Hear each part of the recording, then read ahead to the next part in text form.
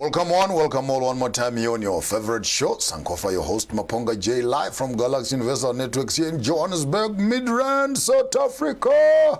And I'm excited again this morning. One of my favorite person is in the house, in the person of Ntsiki Mazwai. Wow, culture, education, entertainment, and profession. Today we want to share with you who is Ntsiki Mazwai. Please greet the viewers out there. Thank you so much for having me, Bishop. It's such a pleasure to be here, especially since as Gwalanga platforms where Isintu Setu can be celebrated in our real stories. Okay. So it's nice to be in a platform with black media. Wow, you have been sharing this story for the longest of your time. I mean, quite a wide range of subjects, from politics to art to, LGBT stories, media, and I mean, you have quite a huge commentary around quite a number of social issues. But before we get there, let's start at home. Let's start at home. Who is you? I know there is Nomsa at the back. There is Thandiso on the front. So all girls. There's two boys at the bottom. Two other boys at the bottom. Ulanga are the girls at the top and the boys at the bottom. Okay, it looks like the cream went on top. Yeah. It did. Okay. Or it was ladies first. No, the cream went on top. No, I'm joking. I do have two beautiful brothers. My one brother, Osa, is just venturing into the music industry now. Okay. And his sound is completely different from the girls. Okay. Then the last born, Ulanga, also beautiful, compassionate human being. How old is Langa? Langa is 22. Okay, and then... Yeah, so that's the last born. Osa must be 28 or 29. Okay. Osa was born the day before we lost our mother. Okay. So very precious to us. I was born to Dr. Ntsiki Mazwai and Belete Mazwai, both writers and intellectuals and Pan-Africanists. They were leaders in the PAC. So we grew up in a home where Pan-Africanism was in our breast milk. They were both writers also, so which means there were lots of books in our home. Always grown up in a home that has got a study or library. A library. Yeah. And I think, I'm a mixture of that. My father, very business-minded, very business-orientated, and also a writer. He was actually also a poet when he was younger, but then he outgrew it. But it looks like, though he didn't do it long, but it looks like he sprinkled that spice on all his children. Yeah, he must have. Then my mom was a big philanthropist. She lived for the people. Her entire existence was about being a voice and an active channel for change. So she worked with the Red Cross, with the Orlando Children's Home. She was very, very much on the ground serving her community. And we were also not allowed to have like weaves at home, or not weaves, relaxers was back then. We weren't allowed to relax. All these crazy white-looking things. My mother was very strict about. That maybe just to do a snapshot. Yes. That informs that informs the Hugh Masekela response. Because I could see there was a. But you know what, guys, please could we acknowledge that I started attacking the weave before that the Hugh Masekela did. Thank you. It's not that a bigger voice this time. Exactly. Thank you, because I'm always like, this guy took my clout, you know? May he all rest in peace. And by the way, coincidence, Hugh Masekela passes away on the 23rd. I know. Oliver Mtukudzi, 23rd. Jonas Gwangwa, the 23rd. What is this with this 23rd? You know, this is how you know that artists are artists, and you know that there's a spiritual realm. There's a chord. You know, I was just like, this is quite clever and but very let's wait for another 6 or 7, then it will start ringing. That actually this No, you'll see. You'll see. I'm just not planning to go on the 23rd of January in the next couple of years. But somebody's going to go. But there must be big music wherever they are. There must be huge music. I also think that, Bishop, I'm hearing you are a bit nervous with the may their souls rest in peace. I don't think that death is a negative thing or something we should be like, I think that we're on a journey. It's a transition. We're on a transition. Sonke, we're in the waiting room right now. Yeah. So sonke siyakhona. So it's not a bad thing to die. In fact, if anything, we should celebrate it because the transcending into the spiritual realm of that person means more blessings for us. So may their spirits rise in glory. Wow, that's even a better one. That's even a better one. Take us through. So did the liberation struggle of South Africa have any negative, positive impact on your lives as children growing up? I mean, big time. You know, well, okay, as children you don't notice, but you do see. I remember the meetings. There were a lot of underground. My mother was in the PAC militant, like she was real. Okay. So there were a lot of underground meetings in my home. I remember, there was this other guy, a colored man called Binny. I wonder what happened to him, but he was I used to see him at home. But John Kolane, I used to see at home. But Joe Tlolo, I used to see at home. So I'm from a background where the real struggle icons, which were our media back in the day, because they put out the word into the world, what South Africa is going through. So I grew up under their guidance and under their mentorship. So I am, I don't know if ukdelela is the right word, but I do stand up for black issues because that's what I've been taught, and that's for the longest of. Yeah, I don't know otherwise. I mean, even now, I'm just hearing from the media people. There are some people who are watching the things. No, but her breasts are slightly low. We can see her breast, and here is in Africa. People. That's what I'm thinking. I'm like, guys, is it your first time seeing boobs, guys? And if you're offended by my boobs, get off the platform, get off. You're not invited. I just got this morning. This is, hey, but they're gonna have to relax. We are seeing more. I mean, they're gonna have to relax. Who taught them how that the breasts are sexual? Yeah. This is a takeaway place for children. This is a restaurant. Who grew up with? Who grew up? Not knowing what boobs look like. Oh, no, man, get over it. And also, we need to get to a space where women can walk around topless, because we are in Africa. It is Western culture. It's not new. That taught us that we have to cover our breasts. So for me, even when I wore this dress, I knew this was going to come up, and I was like, you're actually lucky. I would have come here in my sarong and no boobs, and I'm wearing something to cover just to respect you. So if you've got an issue, it could be worse. No, it could be better rather. But I'm just like, no, don't police my body. Don't police my body. I mean, that actually is very interesting, because some of your social commentary has also been about you celebrating the woman body and freedom of expression. A and woman things of needs that to be able to feel safe in her human. You don't feel unsafe in your body. We haven't made you feel unsafe. So for me, it's a political statement every time I do that, because I'm like, I'm going to keep doing this until the other girls join me, until you men get used to us being free within our bodies. Because I think it's a problem of normalizing abuse, We normalize you are abused because you look like this. Instead of you worrying about your mind that sees a sexual object. Exactly. It's time to work on the men. You want to blame the other one for... I mean... You made me do this. The other day on a taxi rank, this taxi guy decided to beat up that girl because she was dressed up in a certain way. And disgusting. But who has a problem here?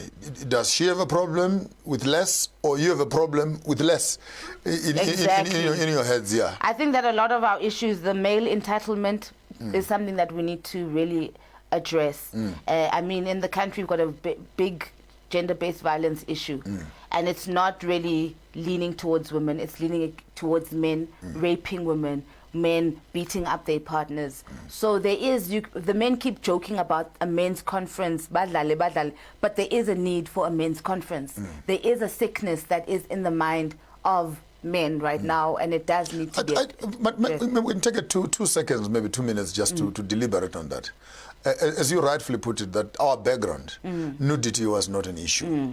So you are dealing with a schizophrenic, overpowered, conquered African man who is now juggling cultures. He's juggling the Eurocentric culture. He knows. When you go to Mhlanga dance, for example, or you go to the Zulu dance and etc., or you go to weddings and machichi, they come out. Actually, all of a sudden, the man adjusts his chair and says, okay, this is culture. But he drives from there and he meets a girl. He meets a girl on the shopping mall. Yeah. Who's got less, and so it becomes like schizophrenic. It's bipolar sort of thing that you tolerated this thing like an hour ago. 2 hours later, you are in a totally different personality. And the men are schizophrenic. In our culture, we've never had issues. Another thing is that Africa, the climate, yashisa. So it's quite oppressive for you to expect us to be dressed the whole time when you guys are walking around in your shorts and your bare breasts.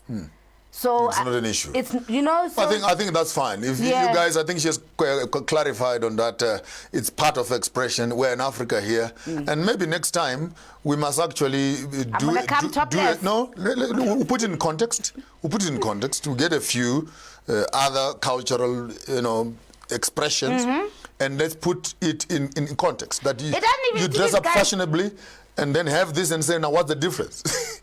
But that's why I'm saying, guys, what is this context? We are in an African context. Already. What we need to do is to get over a brainwash and just be ourselves. And because also the black woman is the first, she's the top of the food chain in the world.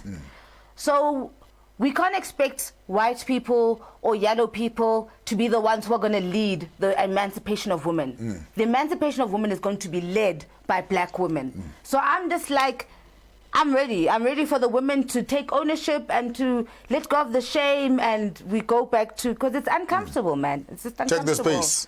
Take us through your educational experiences, your basic academic growth. Let's enough of this other side here. Yes. Okay. So it's very interesting, actually. Okay. So I matriculated at St. Andrews in Bedfordview, which on its own was tricky. I I went to St. Catherine's Primary School and St. Andrews High School. Then I spent 2 years in Queenstown for high school, which I found problematic because when you're the minority race, you get overlooked.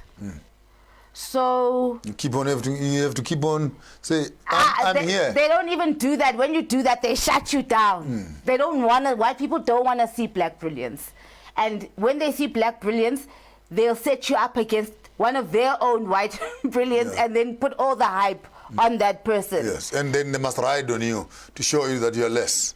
So I found that was a recurring theme in primary school or high school, because I remember even in English, like, obviously now, I'm 40 years old now, and time has told that I'm a writer, and I'm a damn good writer. No. There was an English teacher who would give me C's for English. For English. I was like, C's. Me. It's not your language, by the way. It's not even my language, but I'm damn good at writing. When they're marking, they're saying, this is not your language. You can't pass it. You can't be good at it. And I was like, no, babes, I don't get C's. Like, I'm an A student. C's in English. I understand maybe science or something, but in English. Not language. I was like, then I moved from a class. That's when I go back to my A's and B's for English. And then they would I had this one teacher who would always make me read my prose in front of the class. At the time, I was just like, oh man, why is it always me? Why am I always having to read my work? Nobody else has to, But now in hindsight, I'm like, okay. Actually, it was a training center. Yeah, she recognized that there's a gift for writing. In her own way. There was a white woman again? It was another white woman, But this one at least had a better attitude. She's actually ANC. Found out she's actually quite, so it makes sense that she was making me pass. Okay, so I went there. Then I went to first year, I was at Wits University. My parents forced me to do, my mother died when I was 12. My dad remarried when I was 16. So I went to Wits University. My parents forced me to do information systems. Okay. That was when I learned that you can't force me to do anything. You stood up strong. What? I was on the lawns the whole way through that year. I used to sit there waving at people going to class. Nina, I'm on holiday here. But then the holiday reflected in my On your marks. reports, yes. They were not as good. Yeah, no. That was the first time I saw D's. 38%. 38. What? For information, I just never used to go to class. I was just like, I'm not interested in this. I told you What I'm not did you want interested to in do? this. I told them, I said I'm an artist. I said I'm an artist. I need to go do an arts degree. Okay. Then they were like, then it was like, no, you can't be an artist. What's your next option? Then I was like, oh, okay, I want to be in advertising then. That's more creative. Then they were like, what? You want to be the woman in the Omo advert? Not child of mine's going to be the woman in the Omo advert. My You're word. going to, right? Very like elite. I mean, their understanding also maybe of the whole yeah, field that you can own an I advertising. think that they were actually ignorant. They thought you'd be Yeah. on billboards. Yeah, they thought that was what I was saying. So then, okay, I failed there. And then the most challenging, having to explain to your parents, which I got excluded. Oh, my God. I was shown the door. Oh, my God. That letter, like, I hid it for a while. Then, you know when it's close to January, it's like, Ntsiki, okay, Ntsiki. Pakisha pay. Ntsiki. And you know you are not going back there. Then you're like, fam. Okay, so my first attempt at first year was unsuccessful. Then they kind of backed down a bit. They were like, okay, you can do marketing. There's an internationally acclaimed. So I did IMM.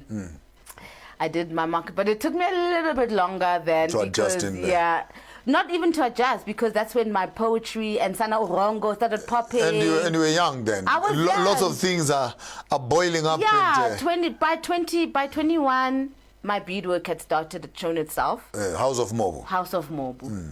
By 22, 23, my poetry now was like, actually, I've been a closet poet, and I see the other children get on stage and actually do this thing. And you know, and then I was just now like, DJ Fresh or no stuff. Or everybody. DJ Kent was actually the producer of Urongo. Okay. That was, so as my music is starting to flourish, school was repressed a little bit. A little bit, but I can tell you you're not keen. Your interests are somewhere else. But wait, they were sort of, but I was trying because I didn't want to be excluded anymore. I didn't like to. Again. Yeah, I didn't. Okay, I make my No. So it took me the 4-year, I think, qualification took me 7 years. 7 years. But I must tell you that during that time, that was when I did the anti-rape campaign, remember, for Marie Claire, when I posed naked. So when everybody was in that uproar of, this girl's so disrespectful, how dare, what has she done? I remember in the heat of that, that was when I graduated. Wow. And I remember the person in front of me going, everybody's out there thinking you're some idiot, whatever, but here you are, about to get on stage, and you've got distinctions. And I was like... That was IMF. You gotta be a gangster about it. Yeah. You know, if you're gonna be a rebel, you must know. You must do it properly. They say you must know your this guy uses this word quite often. You must know your the way you must know how to do your thing. How you play your strengths and weaknesses, and how to. While they are there, yep, you are there. You hit them by surprise. One of the laws of power is when you are weak, act strong. When you're strong, act weak. I'm telling you, Yeah, that's wisdom there. Keep them guessing. Then you just like. And I bet you your graduation was not as hyped. Of course not. As your nude pictures. Of course not. But then I didn't leave it there. Then I went to study, a few years later again, I went to study at Wits Business School, a small business and entrepreneurial training course so that I could equip House of Mobu. Okay. When we come back after the break, we're going to be hearing about Ntsiki's journey into the greater universities and getting a master's and everything else. And people have come to look at her only as a blogger. No, she's actually an intellectual. Summa cum laude. A student is sitting here with us today. Don't go away. We'll be back right after the break.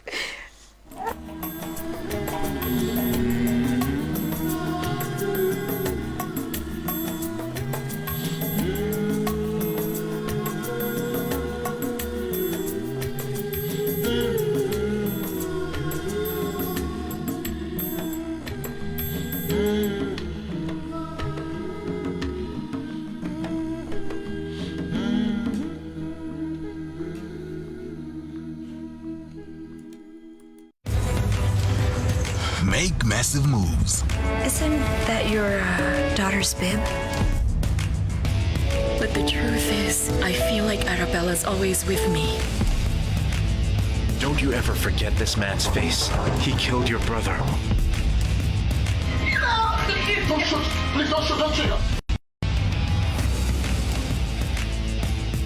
Make massive moves with Starside.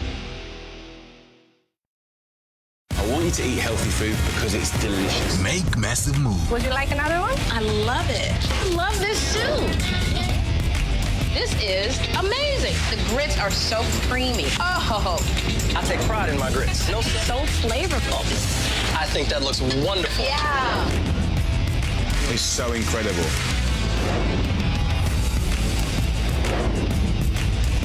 Make massive moves with Starside.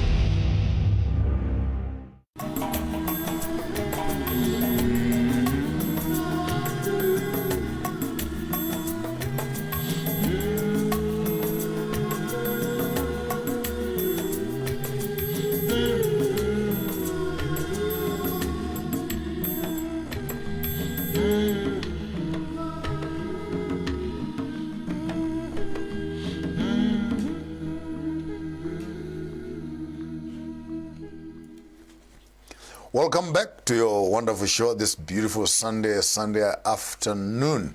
And while we are here celebrating, we've lost just one of our stalwarts here in South Africa, Jackson Mthembu, a brilliant politician. And I think they are in the process of laying him to rest. We apologize earlier on for the slow delay. I wanted to give Ntsiki a whole full hour. But you know, when the president is talking, you cannot go ahead and cut the clip. But we're here. We are moving from Johannesburg after your first certificate and your IMM. Yes. And now you are heading for university. So I first did the business school, whatever to do on Mobu. Then I was like, okay, now what else I need to? Then I was like, okay, I don't know I don't know how the masters. I think it's my dad was complaining the whole time. Guti, what are you doing with your life? This art thing, it's not going to go back to anywhere, school. man. Yeah, go back to school, whatever. Just start again. Do something. Just start again. Then I was like, just start again. I've already moved. Then I went to Rhodes there, Pan. Okay. I was like, guys, ngicela 1, 2, 3, ngicela ungene, bangifaka scholarship, whatever. My dad was shocked. I was like, start again. I'm at master's level. Wow. The work I've done It's equivalent. already. Outcome based. I already have my... Start again. Wow. Do you know Ntsiki Mazwai? You don't know her well. You I don't will know. introduce I will introduce you, father, to what to you myself. to what you gave gave birth to. Yeah. I was like, no, I'm at master's level. Masters. I'm at master's level, went and did my master's. Obviously, it was difficult in class because then you're Ntsiki Mazwai and then everyone thinks you think you're all that and they're going to show you good Wushem. They want to try and clip you a bit and... You're famous for writing, but you're not even that good of a writer. I'm better than you. All those dynamics. Meanwhile, they were cranking you up, yeah? Oh, I'm just like, it's cool. Ngqede. Cum laude. Cum laude. Top of the class. Cum laude, I'm just like, start again. I don't just talk. I do. I don't just talk, I do. Then I come back. Then that was maybe 3 years ago. And then now, I've been resting my brain because it's actually a lot of work. It was a gruesome task. I actually went crazy for the first 2 years. I had to withdraw into Shell because I didn't trust anybody because you work, you're reading, assignments and everything else. Work. And also my thesis was a childhood memoir, which meant that I unpacked all the childhood trauma, everything. So my head supervisor, his wife said, you actually graduated twice. There was the academic qualification and finally, then the spiritual thing. Because even in psychology and in counseling, for example, the healer must be healed. You need to go through a process of counseling where now they put you in a panel and now you become the patient and your peer group and your professors now must now point towards you and see, are there any anger issues? Are there any emotional packages? If someone can swear at you in with your mother, how do you respond and all that stuff, just to squeeze you out and see. So you graduated twice. I graduated twice. People continued to squeeze. Even as I'm hustling then in Grahamstown trying to work on Twitter, they're dragging me. So I've got to like find ways to block out the noise, but I can see it's there, and I'm like, is it my fault, whatever? But then the older I'm getting, I'm like, no, you just have a spiritual gift, and you're always going to have this impact on everybody. Relax, don't take it personal. Why not do your calling and keep it moving? Yes. In the backdrop of the death of Ginimbi, for example, who is a celebrity, who we might not have all the details of what happened, but there's stories that are going around that, the snake story. Yes. You group up another group, even Brayu himself. Yes. It's not spoken much, but he speaks about it in his book. Drugs became an issue. Yes. Prove to that side. Yes. Other celebrities we can't mention for religious reasons. Sex and addictions go into that direction. Yes. Now, you in your space, when you look at this whole terrain of fame, glory, power, and etc., what do you think has kept you grounded? Yo, I always go, wow, usindile, Ntsiki. I don't know what.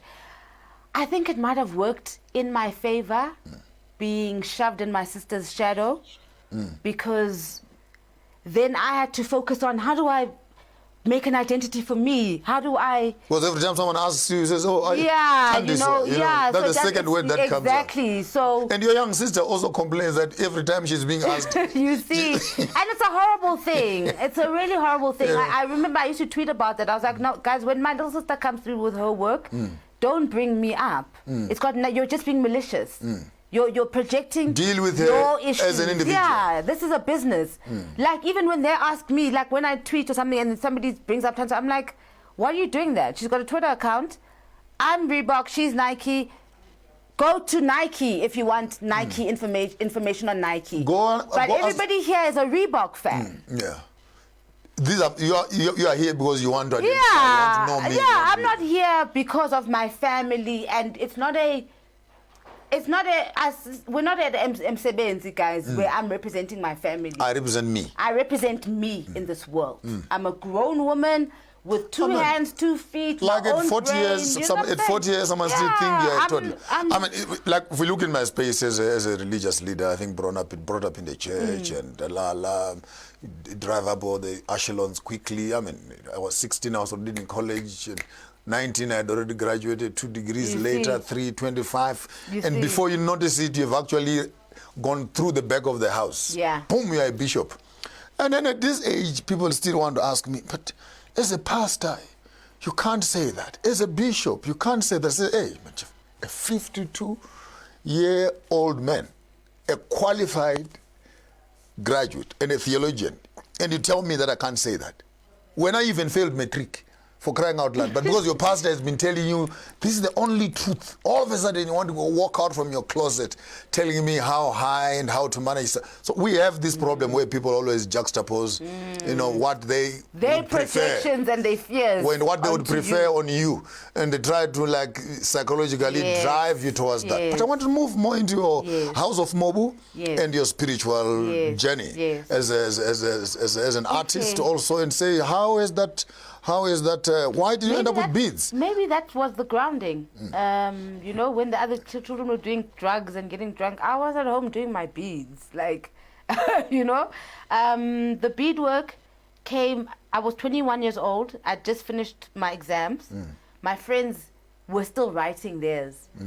And I was like in a squad, so then I was bored. There was going to be 2 weeks of just me chilling at home. And I was like, then I lived down the road from a bead shop. Every time I used to go down to Melville, I'd walk past the bead shop. And it was literally on my path every time. Then one day I was like, okay, let me go in. This is now during the break. The break, everybody's gone now. Yeah. Then I'm like, okay, let me get some beads, you know, let's see.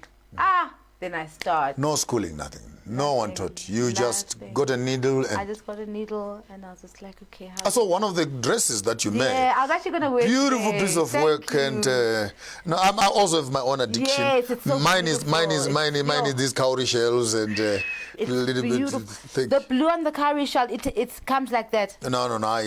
You dyed I it. adulterated it a bit, then wiped it off. Wow. Because they're originally white. Yes, that's what I was wondering. But I wanted to give it a bit of an ancient look, you know. So I painted it a bit and then wiped it off. Then what remained is just beautiful. Thank you. It's beautiful. So that's, we were saying earlier on that in Africa we never used to have psychologists and shrinks because we used to do handwork, and that's part of your mental health stuff. Relaxing. Right? Actually, when I have tension and my head is tight, I would be doing crafts. I would be doing music. Meditation. Not necessarily that I'll be in a position meditating. Yes, but that's, those moments that. of silence and working on something, putting things together, they just move your mind away from everything else into this whole new space where by the time you wake up, it's actually like 2, 3, 4 hours later. Either hands are sore or your back is sore or something. Then you stretch out. But yes, you're right. It's very addictive. I mean, there'll be days when I like start at 6 o'clock and then work until 11 o'clock at night. It's very addictive. And no motivation. It's just you. Once you start, you get in there. As long as there's food and I've got maybe movies on my laptop, I'll just sit there. I don't need anybody. I don't need anything. So plug and go. Plug and go. Let's go a bit on your music career. Yeah. What do you do there? What have you done there? And what are you doing there? Okay, so I'm an independent musician, which on its own, like, you must respect independent musicians. Like, if there's one thing that I could wish the society knew, is like independent musicians work 100 million times harder more than just walking to a producer and than the ones who are on record labels. Because when you're in a record label, they pay for your studio, they pay for everything that has to do with all your marketing, they pay for your interviews, they pay for you to get radio airplay. Everything is done for you. Which means that when they pull away, you're dead. It's done. And we've seen that happen many times. We've seen musicians dying, scraping floors. We have seen that. Yeah, and those guys refuse with the royalties because they signed you in. And they take the royalties, with all due respect, I signed with Gallo some years ago. And they said, no, your wardrobe, I said, I'll buy my clothes. Your flights, I said, I'll fly myself. Because I wanted to see this thing, how it will work. Yep. Will they offer you like 8% of your work? Yes. At the end of that year, they called me to a boardroom. They owed me nothing. I owed them nothing, except this project. Then they said, why is the project not flying? No, it fell in the cracks. Then I said, can I have the balance sheet? Let me see what I've done. Honestly, with that contract for the 5 years, I think I made $900. That's the reality. And yet, they were willing to pay thousands of everything else. And once you get into that debt pool, maybe this is a good advice for young musicians. They will buy you clothes, 15,000, 20,000. You get a loan for a house, get a loan for a car. There you are sitting with a 200,000 debt on your neck. And how do you pay that debt? Record another album. Record another album. 10, 15 years later, you are trying to pay the debts which you have created simply because you want a lifestyle and a certain recognition in a community. And that's why the independent artists are the real gods of the game. Because as an independent artist, I know how to get to point B by myself. So nobody can pull away anything. I'm going to be relevant forever because I'm in control of my journey. So I own my own masters. I own all my music. I mean, it's harder. It's harder. You can't get onto the radio because the radio... As frequent as you want to. You can't. There's a payola system that has been there and nobody's calling it out. I'm even so shocked. I heard that at one of the radio stations, you actually have to give some of your royalties to the station. In some cases, some DJs, you must bribe them. To play your music. You must give them some money behind the doors. So it's a mess. And the South African Music Awards are controlled by the major record labels, which means that it's basically a platform for them to pat themselves on the back. But I saw you managed to wiggle your way in one of these awards and stuff like that. Are you saying now in December? No, I just... just January. But that was because there was 1 year, I'd lost it at Gallo for about 3 months. So that was when I learned. I was like, this got nothing to do with talent. It's actually about who you signed to. Because I was important when I had white capital attached to me. And then when I didn't, then nobody, discarded just like that. So it's about learning that your art is not about fame. We get taught to be chasing fame and money.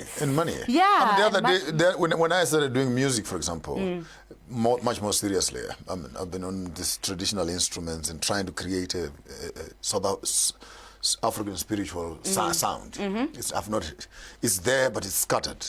But only like when I hear it in my dreams and etc., and I download it and I put it here. And sometimes I would work on this music and it comes out. I know it's a hit, but I know it's spiritual. Then I give it away for free. Then guys are go, you're wasting time, you're wasting content, man.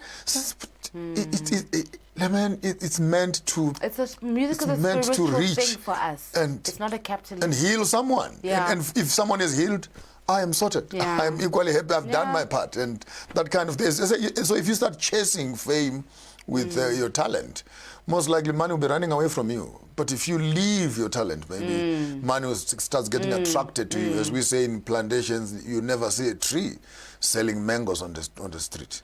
A tree sits strong and firm. Yeah. Makes its mangoes. Those who want mangoes will come here. So we say in Exactly. philosophy, increase your value, who will find you. Exactly. Exactly. Yeah. One of the things that worries me about this country is that the black child is always taught to look for a job and qualifications, but they're never taught to discover themselves and figure out what are your talents, what are you good at. Let me pick up your mind on a few issues, random issues.